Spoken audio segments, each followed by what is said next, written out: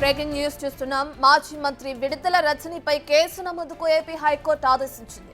రజనీతో పాటు ఆమె పిఎలు Ramakrishna, Phani, CI సూర్యనారాయణపై case నమోదు చేయాలని ఆదేశించింది. 2 వారాల్లోగా కేసు నమోదు చేసి వివరాలు ఇవ్వాలని పల్నాడు పోలీసులకు తెలిపింది. తనను చిత్రహింసలు పెట్టారని బాధితుడు ఫిర్యాదు మేరకు విచారణ జరిపిన న్యాయస్థానం అరెస్టు చేయాలని ఆదేశించింది.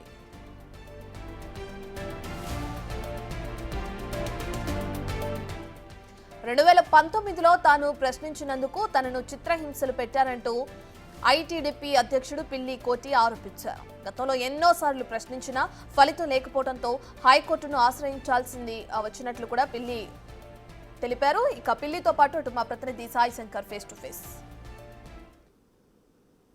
ప్రస్తుతం విడుదల రజని మాజీ మంత్రి విడుదల రజనీకి సంబంధించి హైకోర్టు ఒక కీలకమైనటువంటి ఆదేశాలు ఇవ్వడం జరిగింది. పిల్లి కోటి అనేటువంటి ఐటీడీపీకి సంబంధించినటువంటి కార్యకర్తని వేధింపులకు గురి చేసినటువంటి కేసులో ఆమెకు సంబంధించి విచారణ చేపట్టాలంటూ కూడా పల్నాడు జిల్లా ఎస్పీకి కూడా ఆదేశాలు ఇచ్చినటువంటి పరిస్థితి ఉందనే విధంగా కూడా పిల్లి కోటి చెప్తున్నారు. అసలు ఏం జరిగింది, ఆయన హైకోర్టుని ఎందుకు ఆశ్రయించడం జరిగింది అనేది మనం మాట్లాడేటటువంటి ప్రయత్నం చేద్దాం.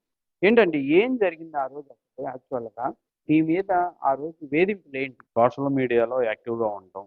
తర్వాత తెలుగుదేశం పార్టీ కార్యక్రమంలో ఏ కార్యక్రమం వచ్చినా ఐటీడీపీ సభ్యులు కానీ మేము కానీ కుర్రోళ్ళు ఎంతో చురుగ్గా ఉంటుంటే ఒక దురుద్దేశంతో మమ్మల్ని కావాలని నన్ను అరెస్ట్ చేసి 5 రోజులు నిర్బంధించి సిఐ సూర్యనారాయణ అక్రమంగా అరెస్ట్ చేసి 5 రోజులు నిర్బంధించి విచక్షణ రహితంగా దాడి చేసి కొట్టి కొట్టింది విడుదల రజనీ మంత్రి. ఆ రోజు ఎమ్మెల్యే, తర్వాత మంత్రి, ఇప్పుడు మాజీ మంత్రి విడుదల రజనీకి లైవ్లో కొట్టి చూపింది. హెడ్ ఫోన్స్ పెట్టుకున్నల్లా ఆమె చూడటం నేను చూసాము.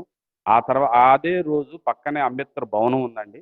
ఆ అంబేద్కర్ భవనంలో ఒక ఎస్సీ కమిటీ ఒకటి వేస్తున్నారు. ఆ కమిటీలో నేను పక్కన పోలీస్ స్టేషన్లో ఉన్న కొడుతుంటే ఆ కేకలు విని వీళ్ళందరూ బయటకు వచ్చి వామ్మో ఏం జరుగుతుందని భయాందోళనతో గురయ్యేదానికి కాసేపు ఆపి మరలా తర్వాత కాసేపు కొట్టి విచక్షణ రహితంగా దాడి చేయటమే కాకుండా తర్వాత వాళ్ళ పిఏలు రామకృష్ణ, ఫణి అనేవాళ్ళు వచ్చి దుర్భాషలాడి అసభ్యమైన పదజాలాలతో బూతులు తిట్టి దళితుడు నీకెందుకు రా మాలనా కూడా అని చెప్పి ఇష్టానుసారంగా మాట్లాడి థమ్సప్ దాగి థమ్సప్ నా మీద ఊసిన పరిస్థితి పోలీస్ స్టేషన్లో జరిగిందండి ఆ రోజున.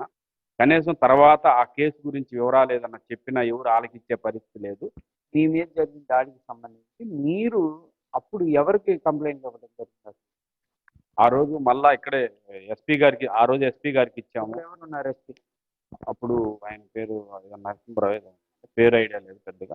ఎస్పీ గారికి ఇచ్చాము. తర్వాత కేసు కట్టకపోతే టౌన్ పోలీస్ స్టేషన్లో ఇచ్చాం. కట్టకపోతుంటే రిజిస్టర్ పోస్ట్ చేసాం.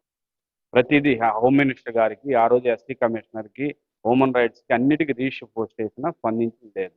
ఇంకా ఆ తర్వాత హైకోర్టుకి వెళ్ళినా ఏదైనా ప్రయోజనం లేదని ఇంకా భయం. ఆ 5 సంవత్సరాలు ఐటీడీపీ సభ్యుల్ని పోలీస్ స్టేషన్కి 5 సంవత్సరాలు పుట్టినీళ్ళు తిప్పినట్టు తిప్పారండి పోలీసు.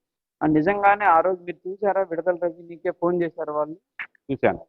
సిఐ సూర్యనారాయణ గారు వీడియో కాల్ చేసి నన్ను కొడుతుంటే చెప్తుంటే బాగా దెబ్బ తగిలి ఏడుస్తుంటే నడిపించారు అటు ఇటు. ఆ నడిచే క్రమంలో ఆ రూమ్లో కొద్దిగా సైలెంట్గా ఉంటే శబ్దం వస్తుంది. ఏందా శబ్దం వస్తుందని ఇటు చూడంగానే ఆ ఫోన్లో ఆమె హెడ్ ఫోన్స్ పెట్టుకొని అలా చూస్తుంది నన్ను. నేను ఏడుస్తా తిరగటం, ఆ కాళ్ళు కుంటుకుంటా నడవటం, తర్వాత ఆ కాళ్ళు నొప్పులు ఉంటే ఒక గోడ ఉంటే ఆ గోడకి ఎగిరెగిరి అవి పట్టుకోమని చెప్పటం, తర్వాత కింద కూర్చోబెట్టి కాళ్ళు గెలిచే విధానం, ఇవన్నీ వీడియో కాల్లో చూస్తూ ఆమె ఎంతో ఆనందపడుతుంది. దాంట్లో నవ్వుతా చక్కగా చూస్తూ ఉందండి. ఎందుకు అంటే కూటమి ప్రభుత్వం వచ్చినా కూడా ఎందుకు ఈ కేసులు ఆమె పైన మీరు కానీ చాలా మంది కూడా కేసు నమోదు చేయమని అంటున్నారు, ఎందుకు నమోదు చేయట్లేదు అనుకోవచ్చు? అంటే ఆమె అవినీతి కూకటి వేళ్లతో పీకటానికి అన్ని రంగం సిద్ధం చేస్తున్నారనేది అధిష్టానం నుంచి వస్తున్న ప్రశ్న. ఆ ప్రశ్నకి కొద్దిగా వెయిటెన్సీ మొత్తం ఎలా చేయాలా, ఒక పద్ధతి ప్రకారం పోదాం. వాళ్ళలాగా అక్రమ కేసులు వద్దు, నిజంగా ఉండా కేసులు పెట్టుకొని చేద్దాం. అక్రమంగా మా వాళ్ళల్లో మా ఫ్రెండ్స్ మీద ఎంతోమంది మీద ఐటీడీపీ సభ్యుల్ని స్టేషన్ పిలిచి 5 సంవత్సరాలు కరోనా టైంలో కూడా రోజు ఫోన్ అసలు ఎంత ఇబ్బంది చేశారో మళ్ళీ ఇవాళ వచ్చి నంగ పలుకులు పలికి మా సోషల్ మీడియా వాళ్ళని కేసులు పెడుతున్నారు అని చెప్పేసి అని కళ్ళబుల్లి కబుర్లు చెబితే గతంలో నువ్వు చేసి ఇంతకన్నా 1,00,000 రెట్లు ఎక్కువ చేసావు. అసలుకి ఎంత భయభ్రాంతులకు గురి చేశారంటే మా కుర్రోళ్ళు అయితే కనీసం బజారుకి రావాలన్న భయపడే పరిస్థితి ఆ రోజు పోలీసులు తీసుకున్నారు. అయితే మీకు న్యాయం జరుగుతుందనే నమ్మకం ఉందా? నాకున్నది. నాకు ఎందుకంటే లోకేష్ బాబు గారు మాట ఇచ్చాడు, చంద్రబాబు నాయుడు గారు మాట ఇచ్చారు. పత్తిపాటి పుల్లారావు గారు ఖచ్చితంగా ఇది అయ్యే వరకు ఊరుకోనని చెప్పేసి ఆయన గట్టిగా చెప్పాడు. నిన్న ఎస్పీ గారితో కూడా మాట్లాడటం జరిగింది. ఖచ్చితంగా ఇది న్యాయం జరుగుతుందని. హైకోర్టు నుంచి వచ్చిన తర్వాత మీరు మళ్ళీ ఎస్పీ గారి దగ్గరికి వెళ్ళారు, ఏమన్నారు?